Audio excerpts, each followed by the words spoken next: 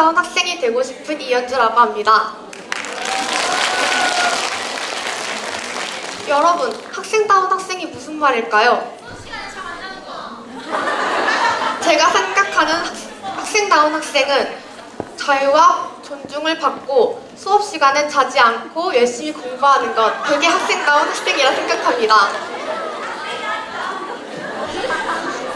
이걸 위해 학생을 위한 제도인 학생인권 제도가 나왔는데요. 저는 오늘 여러분들께 학생인권이 무엇이고 학생인권이 만들어진 후에 생긴 문제점과 개선 방안을 말씀해 드릴 겁니다. 먼저 학생인권이란 학생이 인간으로서 인간답게 사는 권리나 자격을 말합니다. 학생인권에서 발표된 학생인권 조례에는 학생의 존엄과 자유를 제정된 교육청들의 조례입니다. 그럼 왜 학생인권이 만들어진 걸까요? 첫 번째, 개와 주인처럼 학생들은 선생님 말씀을 따라야 된다는 것 같이 학생과 교사의 선생님들의 관계가 명령과 복종의 관계로 인식되었기 때문입니다. 두 번째,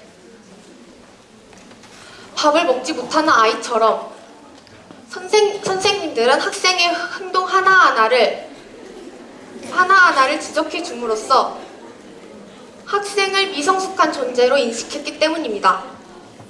세 번째, 학생을 꼭 대학교로 보내야 한다는 선생님의 고정관념 때문에 학생들은 선생님들한테 벌을 받고 매를 맞고, 그러므로 학생들은 교육에 따른 학생 권리가 낮아졌습니다. 그럼 이제 학생인권이 만들어진 과정을 볼까요? 먼저 2006년에는 학생인권 조례가 상정이 되었습니다. 그 다음 2009년에는 학생인권 조례가 발표가 되었고, 이 과정을 통하여 2012년에는 시도시 가운데 경기도, 광주, 서울 세 곳에서 학생인권 조례가 실시되었습니다.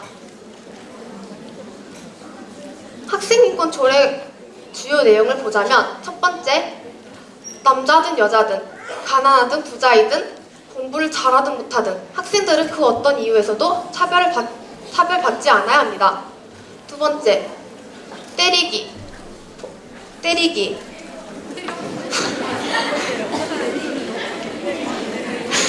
기합주기 등에서 학생들은 폭력으로부터 자유로워야 합니다.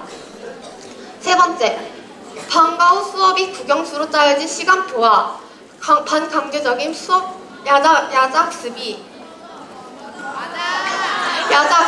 절대로 안 된다고 생각합니다. 네 번째, 머리 모양으로 놀리거나 자기의 개성을 무시하는 것은 절대로 안 됩니다. 다섯 번째, 의미 없이 가방을 검사하는 것은 절대로 안 된 일입니다. 학생들은 사생활이 있는 겁니다. 그러면 학생인권이 만들어진 후 생긴 문제점과 개선 방안을 알아보도록 하겠습니다. 첫 번째, 두발 등 용모 규제와 관련된 조항인데요. 이거에 대한 문제점은 두발에 대한 구체적인 조항이 없어서 위생상 문제가 되거나 혐오감을 주는 등의 아무런 제한을 둘 제도적 장치가 없다는 겁니다. 이를 위한 개선 방안에는 두발에 대한 구체적인 자유를 허용하되 혐오감을 주는 어리일 경우 학교에서 제한을 해야 된다고 생각합니다. 두 번째, 학내 집회의 자유에 대한 관할 조항인데요. 이 문제점은 청소년이 주체인 학교 내 집회에서 더욱더 엄격히 지도를 받아야 하지만 이를 위한 절차상의 마땅한 수단이 없이 집회 자유만을 강조하는 것입니다.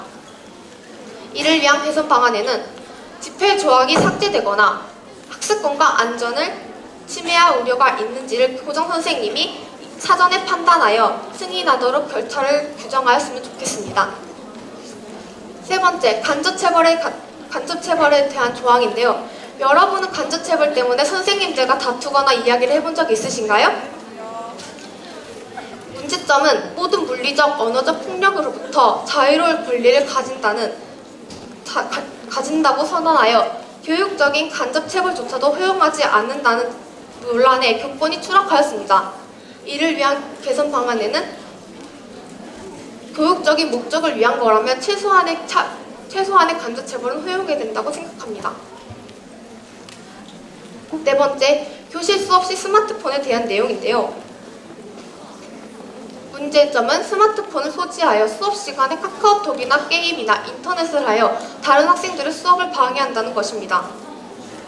개선 방안에서는 교실에서 휴대폰을 벗자는 것입니다.